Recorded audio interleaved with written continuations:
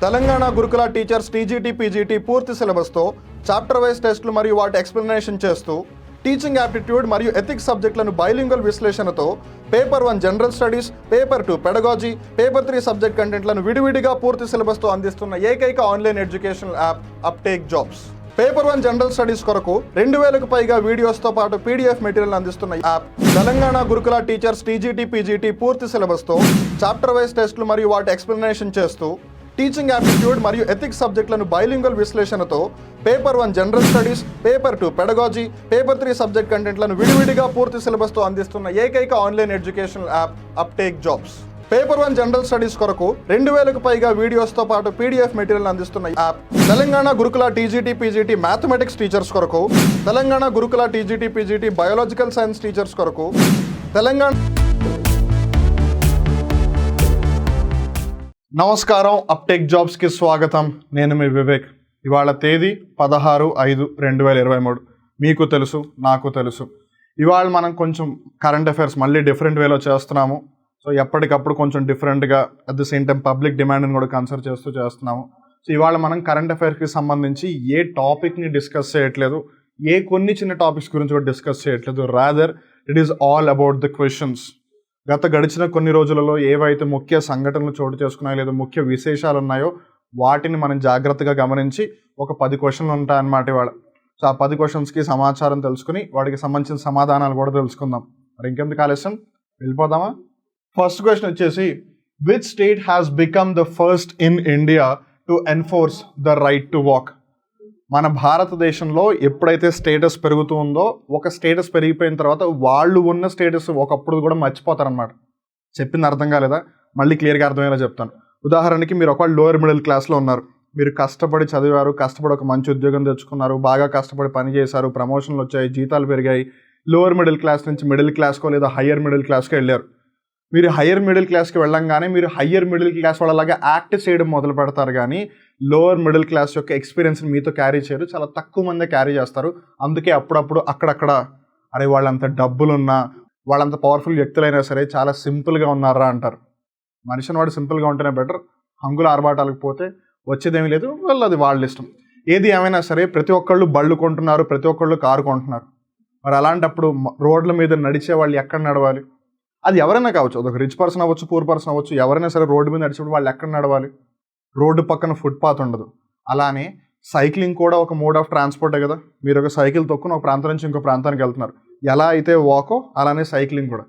మరి దానికంటూ స్పెసిఫిక్గా ట్రాక్ ఏమీ లేదు. సరే కదా అని అలానే ట్రాఫిక్లో కష్టపడి తొక్కుంటూ పోతే ఏ బైకో, కారో, ట్రక్కో, బస్సో ఏదో వచ్చి గుద్దేస్తుంది. అక్కడ చాలామంది ప్రాణాలు కూడా పోగొట్టుకుంటారు. ఇన్ఫ్యాక్ట్ పంజాబ్ రాష్ట్రంలో ఇలా సైకిల్ తొక్కుకుంటూ వెళ్తుంటే చాలామంది చనిపోయారు కూడా ఆల్రెడీ.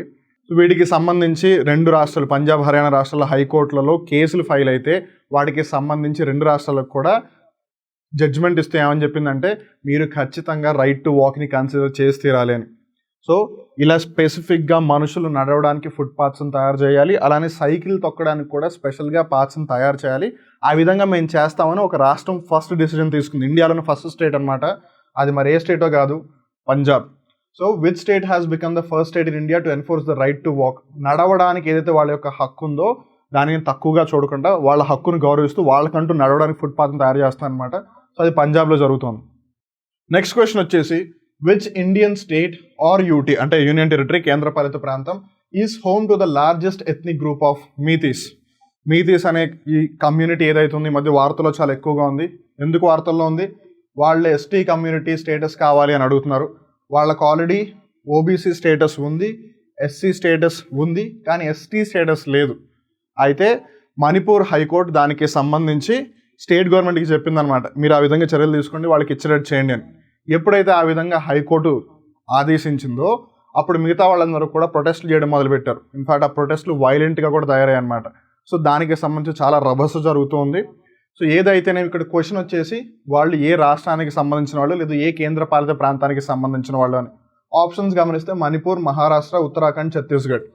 మీతీస్ అనే కమ్యూనిటీ మణిపూర్ రాష్ట్రంలో ఎక్కువగా ఉంటారు. మణిపూరే కాకుండా మణిపూర్ యొక్క నైబరింగ్ స్టేట్స్ అస్సాం అవ్వచ్చు, మేఘాలయ అవ్వచ్చు, నాగాలాండ్ అవ్వచ్చు, మిజోరాం అవ్వచ్చు, అక్కడ కూడా ఉన్నారు. కొంతమంది బంగ్లాదేశ్ అలానే మయన్మార్లో కూడా ఉన్నారు. కానీ మనం మెజారిటీ అడుగుతున్నాం కాబట్టి మెజారిటీ మణిపూర్లో ఉంటారు. ఒకవేళ ఈ మీతీస్ యొక్క ఇష్యూ ఏదైతే ఉందో లేదు ఈ మీతీస్కి సంబంధించి మీరు ఇంకా డీటెయిల్గా తెలుసుకోవాలి అనుకుంటే అప్టేక్ జాబ్స్ యూట్యూబ్ ఛానల్లో ఆల్రెడీ దీనికి సంబంధించిన కరెంట్ అఫైర్ ఎపిసోడ్ ఉంది. ఆ ఎపిసోడ్ని చూడండి, మీకు మీతీస్కి సంబంధించి అన్ని విషయాలు కూడా చాలా స్పష్టంగా తెలుస్తాయి. నెక్స్ట్ వచ్చేసి థర్డ్ క్వశ్చన్. ఈ క్వశ్చన్ కొంచెం ఈజీ అని చెప్పాలి. Who has been appointed as the first Indian global ambassador of Gucci? దీని గురించి మనం నిన్నే కరెంట్ అఫైర్ డిస్కస్ చేస్తున్నాము. ఒకవేళ మీకు తెలియకపోతే ఐడియా లేకపోతే కనుక నిన్న 15వ తారీఖు యొక్క కరెంట్ అఫైర్ వీడియోని చూడాల్సిందిగా రిక్వెస్ట్ చేస్తూ ఉన్నాము. సో గూచి అనేది ఒక ఇటాలియన్ కంపెనీ అనమాట. ఈ కంపెనీని స్టార్ట్ చేసింది లేదా ఫౌండ్ చేసింది స్థాపించింది గూచి అనే అతను.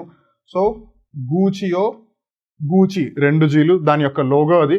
సో ఈ కంపెనీకి మొట్టమొదటి ఇండియన్ ఎవరైతే గ్లోబల్ అంబాసిడర్ అయ్యారో ఈ కంపెనీకి అది ఎవరు అని అంటే ఆలియా భట్ గారు అనమాట. సో ఆలియా భట్ ఎక్కడున్నారు? ఆప్షన్ 4లో ఉన్నారు. Next question, fourth question, international రిలేషన్స్కి సంబంధించి చాలా important. In which city did India host the first ever physical Shanghai cooperation organisation which is SCO startup forum అనమాట. సో ఈ షాంఘై అనేది ఎక్కడుంది? చైనాలో ఉందన్న సంగతి మనందరికీ తెలుసు. ఎలా అయితే ఇండియాకి ముంబై అంత ఇంపార్టెంటో చైనాకి షాంఘై అంత ఇంపార్టెంట్ అనమాట. సో ఈ షాంఘై కోఆపరేషన్ ఆర్గనైజేషన్ అనేది ఏషియాకి సంబంధించి one of the key organizations లేదా కీ గ్రూప్స్ అని చెప్పొచ్చు. సో ఈ స్టార్ట్అప్ ఫోరం ఏదైతే ఉందో దీన్ని ఫస్ట్ టైం ఫిజికల్గా ఇండియాలో కండక్ట్ చేశారనమాట. సో ఇండియాలో ఎక్కడ కండక్ట్ చేశారు అన్నది క్వశ్చన్. ఎక్కడ కండక్ట్ చేశారు? న్యూఢిల్లీలో కండక్ట్ చేశారు. ఇక న్యూఢిల్లీ ఎక్కడ ఉంది? ఆప్షన్ 2లో ఉంది. Hence this is the right answer. అలానే షాంఘై కోఆపరేషన్ ఆర్గనైజేషన్లో సభ్య దేశాలు ఏవైనా మనం జాగ్రత్తగా గమనిస్తే China, India, Kazakhstan, Kyrgyzstan, Pakistan, Russia, Tajikistan, Uzbekistan. ఇవి కాకుండా కూడా ఏషియాలో చాలా దేశాలు ఉన్నాయి. ఇప్పుడు ఉదాహరణకి జపాన్ ఉంది, Vietnam, Thailand, Myanmar, Bangladesh, Bhutan, Nepal, Afghanistan, Sri Lanka, Maldives ఈ దేశాలు ఉన్నాయి. కానీ ఇవన్నీ కూడా షాంఘై కోఆపరేషన్ ఆర్గనైజేషన్లో సభ్య దేశాలు కావు. అలానే అజర్బైజాన్ ఇలా కొన్ని కంట్రీలు అబ్జర్వర్స్గా ఉంటే ఇంకొంతమంది డైలాగ్ పార్ట్నర్స్లో ఉంటారు అనమాట. అంటే చర్చలకు వస్తారు కానీ వాళ్ళు ఏమి పెద్దగా డిసిషన్స్ తీసుకోరు. Whereas these are the key countries. So జాగ్రత్త చూడండి, Kazakhstan, Kyrgyzstan, Tajikistan, Uzbekistan. So ఈ 4 స్థానాలు గుర్తుపెట్టుకోండి. అపార్ట్ ఫ్రమ్ తుర్క్మెనిస్తాన్, ఆఫ్ఘనిస్తాన్, అలానే పాకిస్తాన్ కూడా ఉంది, Russia, India, China. So major countries గమనిస్తే China, India, Russia, CIR, obviously Pakistan కూడా వస్తుంది బికాస్ టెన్షన్స్ ఎక్కువగా ఉన్నాయి కాబట్టి. సో జాగ్రత్తగా గుర్తుపెట్టుకోండి, వార్తలో ఖచ్చితంగా ఉంది కాబట్టి క్వశ్చన్స్ అడిగే అవకాశం కూడా ఉంది. నెక్స్ట్ క్వశ్చన్ వచ్చేసి whose autobiography my life as a comrade has been recently released? ఇక్కడ మనం ఆప్షన్స్ జాగ్రత్తగా గమనిస్తే KK శైలజ, రాఘవ్ చడ్డా, ఫాతిమా బెన్, మమతా బెనర్జీ. సో మీరు ఇక్కడ జాగ్రత్తగా గమనిస్తే ఈవిడే అనమాట my life as a comrade అనే పుస్తకాన్ని రచించింది KK శైలజ గారు. కేరళ రాష్ట్రంలో ఒకప్పటి ఆరోగ్య మంత్రి, హెల్త్ మినిస్టర్ ఆవిడ. సో KK శైలజ ఆప్షన్ అక్కడ ఉంది, 1లో ఉంది. Next question, which state has launched the state robotics framework for the first time in the country? మన భారతదేశంలోనే మొట్టమొదటి రాష్ట్రం రోబోటిక్స్కి సంబంధించి ఒక ఫ్రేమ్వర్క్ని ఎస్టాబ్లిష్ చేసిందనమాట. అది ఏ రాష్ట్రం అన్నది ప్రశ్న. అది ఏ రాష్ట్రం అంటే మన తెలంగాణ రాష్ట్రం. తెలంగాణ ఎక్కడుంది? ఇక్కడ ఆప్షన్ 3లో ఉంది. నెక్స్ట్ క్వశ్చన్ వచ్చేసి which actor has joined the Indian team as an ambassador for the special Olympics journey to Berlin? ఇక్కడ మీరు జాగ్రత్తగా గమనిస్తే ఈ స్పెషల్ ఒలింపిక్స్ ఎవరు అని అంటే ఎవరైతే ఇంటెలెక్చువల్గా అంతగా లేరు స్ట్రాంగ్గా వాళ్ళకి సంబంధించిన ఒలింపిక్స్ అనమాట.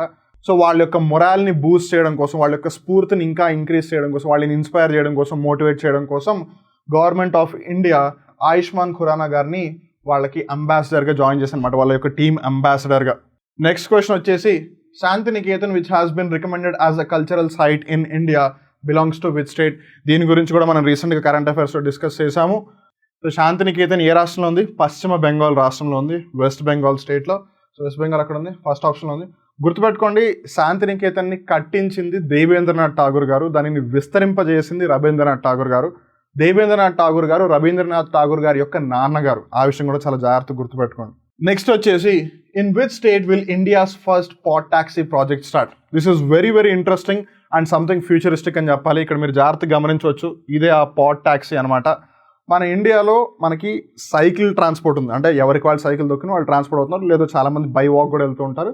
ఇవేవి కాదు అంటే బైక్ ట్యాక్సీలు ఉన్నాయి, ఆటో రిక్షాస్ ఉన్నాయి, కారు లేదు క్యాబ్లు ఉన్నాయి, బస్సులు ఉన్నాయి, లోకల్ ట్రైన్ MMTSలు ఉన్నాయి, మెట్రో ట్రైన్స్ ఉన్నాయి, మోనో ట్రైన్స్ ఉన్నాయి, ఈవెన్ హెలికాప్టర్ క్యాబ్స్ కూడా ఉన్నాయి. మీరు విన్నది నిజమే, హెలికాప్టర్ క్యాబ్స్ కూడా ఉన్నాయి. ఎక్కడ అనంటే బెంగళూరు నగరంలో. బెంగళూరు నగరంలో ట్రాఫిక్ చాలా భయంకరంగా ఉంటుంది. ఇన్ఫ్యాక్ట్ ప్రపంచంలోనే ట్రాఫిక్లో వన్ ఆఫ్ ద వర్స్ట్ స్టేట్లో దుస్థితిలో లేదు మరి దుర్భరమైన పరిస్థితుల్లో ఉన్న నగరాలు ఏవి అని అంటే బెంగళూరు ఖచ్చితంగా టాప్ 5లోనే ఉంటుంది. అంత దారుణంగా ఉంటుంది అనమాట అక్కడ ట్రాఫిక్. అయితే ఈ ట్రాఫిక్ వల్ల వాళ్ళు ఎయిర్పోర్ట్కి వెళ్ళాలంటే వెళ్ళలేకపోతున్నారు అని చెప్పి అక్కడ ఒక స్టార్టప్ ఏం చేసింది అంటే, బెంగళూరులో 2 ఎయిర్పోర్ట్లు ఉన్నాయన్నమాట. ఒకటి యలహంక ఎయిర్పోర్ట్ అని, ఇంకోటి కెంపెగౌడ ఇంటర్నేషనల్ ఎయిర్పోర్ట్ అని. యలహంక ఎయిర్పోర్ట్ కొంచెం సిటీకి మధ్యలోనే ఉంది, వేరే కెంపెగౌడ ఇంటర్నేషనల్ ఎయిర్పోర్ట్ ఏమో సిటీకి 50 కిలోమీటర్ల దూరంలో ఉంది. బెంగళూరు నగరానికి బెంగళూరు ఎయిర్పోర్టే 50 కిలోమీటర్ల దూరం ఉంది. సో అక్కడికి వెళ్ళడానికి చాలామంది స్ట్రగుల్ అవుతున్నారు. సో అందుకని ఈ స్టార్టప్ ఏం చేసిందనంటే, యలహంక ఎయిర్పోర్ట్ నుంచి కెంపెగౌడ ఇంటర్నేషనల్ ఎయిర్పోర్ట్కి హెలికాప్టర్లు తీసుకెళ్తాం జనాల్ని. వాళ్ళు 15 నిమిషాలు అక్కడికి చేరుకుంటున్నారనమాట. కోర్స్ డబ్బులు కూడా కొంచెం ఎక్కువ పెట్టాలి. అట్ అ టైం ఒక హెలికాప్టర్లో 6 తీసుకెళ్తున్నారు. పర్ హెడ్ వచ్చేసి 1500 నుంచి 3000 రూపాయలు ఉంటుంది. But look at the time, మీరు స్ట్రెస్ లేకుండా పీస్ఫుల్గా వెళ్ళిపోవచ్చు. So that's a great thing. So అలా ప్రపంచం మొత్తం మెల్లిమెల్లిగా మారుతుంది. అలా ఉన్న డెవలప్మెంట్స్లో ఈ పాడ్ ట్యాక్సీ కూడా ఒకటనమాట. సో ఇప్పుడు మీకు వచ్చే డౌట్ ఏంటంటే, అకార్డింగ్ టు ద క్వశ్చన్, ఇది ఏ రాష్ట్రంలో స్టార్ట్ అయింది అని. సో ఏ రాష్ట్రంలో స్టార్ట్ అయింది అని అంటే ఉత్తరప్రదేశ్ రాష్ట్రంలో స్టార్ట్ అయింది. ఉత్తరప్రదేశ్లో నోయిడా అని ఒక ప్లేస్ ఉంది. చాలామంది నోయిడాని ఎస్పెషల్లీ ఎవరైతే ఢిల్లీకి వెళ్ళారో వాళ్ళందరూ అది ఢిల్లీలో ఉన్న ప్రాంతం అనుకుంటున్నారు నోయిడా. వెల్, ఢిల్లీకి కనెక్ట్ అయి ఉన్న ప్రాంతమే, కానీ నోయిడా యాక్చువల్గా ఉత్తరప్రదేశ్ రాష్ట్రంలో ఉన్న ప్రాంతం అనమాట. ఢిల్లీ ఎంతలాగా స్ప్రెడ్ అయిపోయింది అని అంటే, ఒకవైపు హర్యానాలో ఏదైతే గురుగ్రామ్ ఉందో దాంతో కలిసిపోయింది, ఇంకోవైపు ఇటు నోయిడా ఏదైతే ఉత్తరప్రదేశ్లో ఉందో దాంతో కలిసిపోయింది. అంతగా డెవలప్ అయిపోయింది, అంతగా విస్తరించింది అనమాట ఢిల్లీ. సో ఏదైతేనే ఈ నోయిడా ఢిల్లీ వల్ల లేదు ఐటీ టెక్నాలజీ వల్ల చాలా డెవలప్ అయిపోయింది. సో అందుకని నోయిడా నుంచి ఏదైతే వాళ్ళ యొక్క ఫిలిం సిటీ ఉందో ఉత్తరప్రదేశ్లో, అక్కడి వరకు ఈ పాడ్ ట్యాక్సీని స్టార్ట్ చేస్తారనమాట. And this is the future for sure. So దీనికి ఎక్కడ కండక్ట్ చేస్తారు, లేదు ఏ సిటీస్ కండక్ట్ చేస్తాయి అనేది కూడా వేచి చూడాలి. But as of now according to the question, Uttar Pradesh is the state. And this is my favourite question, ఎందుకంటే దానికి చాలా వేరియస్ రీజన్స్ ఉన్నాయి. ఎందుకు అని చెప్పే ముందు ఒకసారి క్వశ్చన్ అయితే చదువుదాము. Question number 10. In which state were lithium reserves discovered that can meet 80% of India's demand? మామూలుగా నేను కరెంట్ అఫైర్స్ చేస్తున్న దగ్గర నుంచి చాలామంది నాకు ఫీడ్బ్యాక్ ఇస్తూనే ఉన్నారు, చాలామంది నాకు సజెషన్స్ ఇస్తూనే ఉన్నారు. This is my personal belief. నేను ఎవ్వరూ తప్పు అనట్లేదు, ఎవరూ కరెక్ట్ అనట్లేదు. ప్రతి ఒక్కరికి కూడా వాళ్ళ పర్స్పెక్టివ్ ఉంటుంది. సో నేను ఎప్పుడు అనేది ఏంటంటే, ఏదైనా ఒక అంశం జరిగినప్పుడు మీరు అప్పటికప్పుడే సమాచారం ఇవ్వడానికి ట్రై చేస్తున్నారు అనుకోండి, మీకు ఎప్పుడు కూడా ఫుల్ ఇన్ఫర్మేషన్ అనేది రాదు. సో మీరు ఆ అంశం గురించి అప్పుడు చెప్తారు, మళ్ళీ 2-3 రోజుల తర్వాత ఒకవేళ కీ డిస్కవరీ అనేది జరిగింది అనుకోండి, మళ్ళీ దాని గురించి ఇంకోసారి చెప్పాల్సి వస్తుంది. మళ్ళీ దాని తర్వాత ఏదైనా జరిగితే మళ్ళీ దాని గురించి ఇంకోసారి చెప్పాల్సి వస్తుంది. సో అన్నెసరీగా 10 సార్లు గుర్తు చేసి 10 సార్లు గుర్తు చేసుకునేలా చేసి 10 సార్లు కన్ఫ్యూజ్ అయ్యేలా చేసి ఇలా అంతా ఎందుకు? ఒక ఈవెంట్ జరిగినప్పుడు మనం ఒక 2-3 డేస్ గ్యాప్ ఇస్తే కావాల్సిన క్రూషియల్ ఇన్ఫర్మేషన్ అంతా తీసుకుని అప్పుడు మనం ప్లాన్డ్గా స్ట్రాటజిక్గా ఒక ఆస్పెక్ట్కి సంబంధించి కుడి ఏంటి, ఎడమ ఏంటి, పైన ఏంటి, కింద ఏంటి, అటుమూలు ఏంటి, ఇటుమూలు ఏంటి, ఇటుమూలు ఏంటి, అటుమూలు ఏంటి, మొత్తం అంతా తెలుసుకోవచ్చు అనేది నా బిలీఫ్. అందుకే సమ్ టైమ్స్ కరెంట్ అఫైర్ అంశం చోటు చేసుకున్న 2-3 రోజుల తర్వాత దాని గురించి కూడా చర్చించడం జరిగింది. Apart from that there is no other reason. ఎందుకు ఆ మాట అంటున్నాను అంటే, ఈ క్వశ్చన్ ఆల్రెడీ చాలామందికి తెలిసే ఉంటుంది, ఈ క్వశ్చన్కి ఆన్సర్ కూడా చాలామందికి ఆల్రెడీ తెలిసే ఉంటుంది. వాళ్ళు ఎవరికైతే తెలియదో వాళ్ళకి ముందే చెప్పేస్తున్నాను, ద ఆన్సర్ ఈజ్ రాజస్థాన్ అని మీరు అందరూ అనుకుంటారు కూడా. ఎందుకనంటే కొన్ని నెలల క్రితం, ఒక few months back, Jammu and కాశ్మీర్లో దగ్గర 5.9 మిలియన్ టన్నుల లిథియం దొరికింది. ఇది మన భారతదేశ పటంలోనే చాలా ముందుకు తీసుకెళ్తుంది అని అందరూ ఆనందించారు. అలానే ఇప్పుడు రాజస్థాన్లో లిథియం నిల్వలు దొరికాయి. ఇది మన భారతదేశం యొక్క మొత్తం యూసేజ్ ఎంతైతే రిక్వైర్మెంట్ ఉందో దాంట్లో 80% రాజస్థానే ఫుల్ఫిల్ చేసేస్తుంది. ఇంకేం లేదు, ఇండియాని ఆపేది ఎవరు లేరు, దమ్ముంటే చూసుకుందాం అన్నట్టు ఇదిలోకి వచ్చారనమాట. బట్ అక్కడ అందరూ పప్పులో కాలేశారు. ఎందుకు అనంటే, look at this, baseless and misleading GSI debunks report of lithium found in Rajasthan. మీరు అనొచ్చు ఇది నేను క్రియేట్ చేశానేమని, కానే కాదు. మీరు కింద జాగ్రత్తగా గమనిస్తే by HT Autodesk. HT Autodesk అంటే హిందుస్థాన్ టైమ్స్ ఆటోడెస్క్ అనమాట. హిందుస్థాన్ టైమ్స్ అని చిన్న పేపర్ కాదు కదా, పెద్ద పేపర్ కదా. వాళ్ళ వెబ్సైట్లో రాసిన ఆర్టికల్ అది. మీరు అనొచ్చు ఇదేదో పాత న్యూస్ ఆర్టికల్ అయి ఉంటుంది. డేట్ చూడండి, అప్డేటెడ్ ఆన్ 10th May 2023, 2023 10 మే సాయంత్రం 5:10కి. GSI అంటే మళ్ళీ ఎవరో అనుకున్నారు. GSI అంటే జియోలాజికల్ సర్వే ఆఫ్ ఇండియా. ఎక్కడ మినరల్స్ ఉన్నాయి, దేన్ని మనం అసలు మైన్ చేయగలము, ఎక్కడ మంచి క్వాలిటీ మైన్స్ ఉన్నాయి, ఇవన్నీ కూడా వాళ్ళు చూస్తూ ఉంటారు. ఎప్పటికప్పుడు సర్వేలు చేస్తూ ఉంటారు. వాళ్ళే వచ్చి చెప్పారు, ఏదైతే రాజస్థాన్లో లిథియం నిల్వలు దొరికాయో దాంతో 80% ఆఫ్ ద ఇండియన్ రిక్వైర్మెంట్స్ ఉంటుందో అదంతా కూడా ఫాల్స్, తప్పుడు సమాచారం. దీన్ని బట్టి అయినా సరే మీరు ఇప్పటికైనా అర్థం చేసుకోవాల్సింది ఏంటంటే, మీరు కొన్నిసార్లు నిదానంగా వెనకాల నుంచి అబ్జర్వ్ చేయండి. కంగారు పడి అందరూ పరిగెడుతున్నారు కదా, ఫోమోలో పరిగెత్తకండి. ఫోమో అంటే ఫియర్ ఆఫ్ మిస్సింగ్ అవుట్. 10 మంది రేస్లో ఉన్నారు కదా, సో నేను కూడా పరిగెడతాను 11వ వాడికి, అలా ఉండకండి. అసలు ముందు 10 మంది ఎందుకు పరిగెడుతున్నారు, ఎక్కడికి పరిగెడుతున్నారు, ఎలా పరిగెడుతున్నారో చూడండి, దానికి తగ్గట్టుగా మీరు ప్లాన్ చేయండి. అప్పుడు మీరు లేట్గా రేస్ స్టార్ట్ చేస్తే మీరు ఖచ్చితంగా ముందుకు వెళ్ళిపోతారు. బికాజ్ తప్పుడు సమాచారం తీసుకుని లాభమే ఉంది. అందుకని ఎప్పుడైనా సరే కొంచెం లేట్ అండి. హీట్ ఆఫ్ ద మూమెంట్లో అన్నీ కూడా హీట్గానే ఉంటాయి, మీకు ఏది కూడా సెటిల్డ్గా ఉండదు. అందుకని ఇప్పటి నుంచి నేను చెప్పేది ఏంటంటే, కరెంట్ అఫైర్స్కి సంబంధించి ఎస్పెషల్లీ న్యూస్ ఛానల్స్ మీద డిపెండ్ అవ్వకండి. మీరు ఏవైతే ప్రాపర్ అథెంటిక్ సోర్సెస్ ఉంటాయో, మన ప్రెస్ ఇన్ఫర్మేషన్ బ్యూరో అయి ఉండొచ్చు, లేదు గవర్నమెంట్ వెబ్సైట్స్ అయి ఉండొచ్చు, లేదు గవర్నమెంట్ అయి ఉండొచ్చు, వాళ్ళని బిలీవ్ చేయండి. అంతేగాని న్యూస్ ఛానల్స్ని బిలీవ్ చేయకండి. Because end of the day వాళ్ళకి జస్ట్ న్యూస్ కావాలి, టీఆర్పీ కావాలి, కానీ వాళ్ళకి ఏది నిజం ఏది అబద్ధం అని తెలియదు. ఒకవేళ అయిపోయినా సరే ముందు అబద్ధం చెప్పేస్తారు, తర్వాత నిజం చెప్తారు, మళ్ళీ కాదు కదా అబద్ధం, వాళ్ళు అలా ప్రోగ్రామ్ రన్ చేసుకుని ఉంటారు, మీరు చూస్తూనే ఉంటారు. I hope it makes some sense to you. So అసలు ఈ క్వశ్చన్ వ్యాలిడే కాదు, ఈ క్వశ్చన్కి ఆన్సర్ రాజస్థాన్ అయినా ఈ క్వశ్చన్ వ్యాలిడే కాదు. సో ఇలాంటి అంశాలు కూడా కొంచెం బ్రెయిన్లో పెట్టుకోండి నెక్స్ట్ టైం నుంచి. ఇక్కడితో వాళ్ళ కరెంట్ అఫైర్ ఎపిసోడ్ ముగుస్తుంది. I hope you are able to learn some things apart from the questions as well. మిమ్మల్ని మీకన్నా బాగా ఎవరు డెవలప్ చేసుకోలేరు, ఎవరు మార్చలేరు కూడా.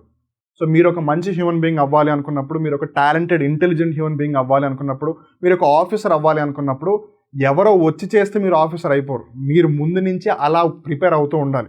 మీరు గ్రూప్ 1 ఆఫీసర్ అయిన తర్వాత నేను గ్రూప్ 1 ఆఫీసర్గా బిహేవ్ చేస్తాను, గ్రూప్ 2 క్లియర్ చేసిన తర్వాత నేను గ్రూప్ 2 ఆఫీసర్ లాగా బిహేవ్ చేస్తాను అంటే, మీ బిహేవియర్ ఇప్పుడు ఎలా ఉందో అప్పుడు కూడా అలానే ఉంటుంది. ఒక గ్రూప్ 2 ఆఫీసర్కి ఉండాల్సిన రిక్వైర్మెంట్స్ ఏంటి, లేదు ఎలిజిబిలిటీస్ ఏంటి, నార్మల్గా ఉండాల్సిన హ్యాబిట్స్ ఏంటి, అవన్నీ మీరు ముందే తెలుసుకుంటే, మీరు ముందు నుంచి ప్రిపేర్ అయితేనే మీరు అప్పుడు ఈజీగా వెళ్ళగలుగుతారు. జస్ట్ ఒక ఎగ్జాంపుల్, విరాట్ కోహ్లీ ముందు నుంచి విజువలైజ్ చేసుకుంటున్నాడు కాబట్టి గ్రౌండ్లోకి వెళ్ళి అంత బాగా ఆడగలుగుతున్నాడు. కానీ గ్రౌండ్లోకి వెళ్ళిన తర్వాత ఇప్పుడు నేను బాగా ఆడాలని డిసైడ్ అవ్వట్లా. మ్యాచ్ జరిగే ముందే పిచ్ ఇలా ఉంటే ఏం చేయాలి, మ్యాచ్ ఇలాంటి పరిస్థితులు ఉంటే ఏం చేయాలి, నేను ఆ బౌలర్ని ఎలా ఫేస్ చేయాలి, వాళ్ళు ఇలా స్ట్రాటజీ ప్లాన్ చేస్తే నేనేం చేయాలి, ఇలా స్ట్రాటజీ ప్లాన్ చేస్తే ఏం చేయాలని వాళ్ళు ముందుకే అన్ని ప్లాన్ చేసేసుకుని విజువలైజ్ చేస్తున్నారు. అందుకే వాళ్ళు గొప్ప ప్లేయర్స్ అయ్యారు. సో మీరైనా సరే ఎప్పటికప్పుడు కొత్త విషయాలు తెలుసుకుని వాటిని అనలైజ్ చేసి మీకు మీరే విజువలైజ్ చేసుకుంటూ ఉండండి. ఒకవేళ క్వశ్చన్ అడిగితే ఎలా అడగచ్చు, ఈ క్వశ్చన్ తిప్పి అడిగితే ఎలా అడుగుతారు, ఒకవేళ దీని మీదే క్వశ్చన్ అడగాలంటే ఎలా ఉంటుంది, లేదు ఇది కాకుండా ఇంకా రిలేటెడ్ ఆస్పెక్ట్స్ ఉన్నాయా, వాటి మీద ఏం క్వశ్చన్స్ అడుగుతారు, పర్సన్స్ ఎవరు ఇన్వాల్వ్ అయి ఉన్నారు, ప్లేసెస్ ఏమి ఇన్వాల్వ్ అయి ఉన్నాయి, అసలు ఇంతకీ ఇన్ఫర్మేషన్ ఏంటి, అథెంటిక్ సోర్స్ నుంచి వస్తుందా, అది ఫేక్ ఇన్ఫర్మేషనా, ఇన్ఫర్మేషన్ న్యూస్ ఛానల్ నుంచి వచ్చిందా, ఒక అథెంటిక్ సోర్స్ నుంచి వచ్చింది, ఇవన్నీ కూడా మీకు మీరు తెలుసుకుంటేనే యాజ్ అ హ్యూమన్ బీయింగ్గా, యాజ్ అ సిటిజన్గా, యాజ్ ఒక గవర్నమెంట్ ఎగ్జామ్ ప్రిపేర్ అవుతున్న క్యాండిడేట్గా మీరు ఒక మెట్టు పైకి వస్తారు. మళ్ళీ ఇంకో రోజు ఇంకో కొత్త కరెంట్ అఫైర్ ఎపిసోడ్లో కలుద్దాం. అప్పటి వరకు చూస్తూనే ఉండండి అప్టేక్ జాబ్స్, మిమ్మల్ని మీరు అప్డేట్ చేసుకుంటూ ఉండండి. అప్పటి వరకు నేను వివేక్, నమస్కారం.